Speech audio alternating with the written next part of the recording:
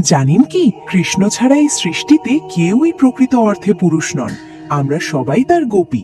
একদিন শ্রীকৃষ্ণের পরম ভক্ত মীরাবাই ভক্তির টানে খুঁজতে খুঁজতে পৌঁছলেন বৃন্দাবনে। মন্দিরের দুয়ারে এসে শান্ত কণ্ঠে বললেন, আমি দর্শন করতে চাই শ্রীকৃষ্ণকে, আমার প্রভুকে। কিন্তু তাকে জানানো হলো এই মন্দিরে নারীদের প্রবেশ নিষেধ। মীরাবাই বিস্ময়ে বললেন, এটা কিভাবে সম্ভব?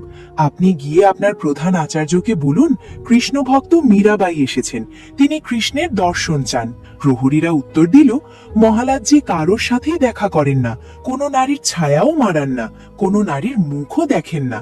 এই কথা শুনে মীরাবাই দৃঢ় কণ্ঠে বললেন, আমি দর্শন না করে যাব না।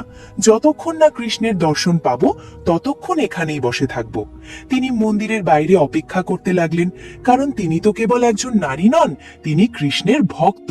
সময় গড়ালো, নিয়ম মাফিক মন্দিরে শুরু হলো পূজা পাঠ। অবশেষে এলো সেই মাহেন্দ্রক্ষণ, ঠাকুরজির দরজা খোলার সময়। আর প্রধান আচার্য দরজা খোলা মাত্রই সমস্ত মন্দির স্তব্ধ হয়ে গেল। দেখা গেল শ্রীকৃষ্ণ আজ পুরুষ বেশে নন, তিনি দাঁড়িয়ে আছেন সম্পূর্ণ গোপী বেশে, নারীর সাজে। প্রধান আচার্য বিস্ময়ে হতবাক। তিনি সমস্ত ভক্তদের ডাকেন এবং বলেন, আজ এই বেশ কে করিয়েছে? কোন নারী মন্দিরে এসেছিল?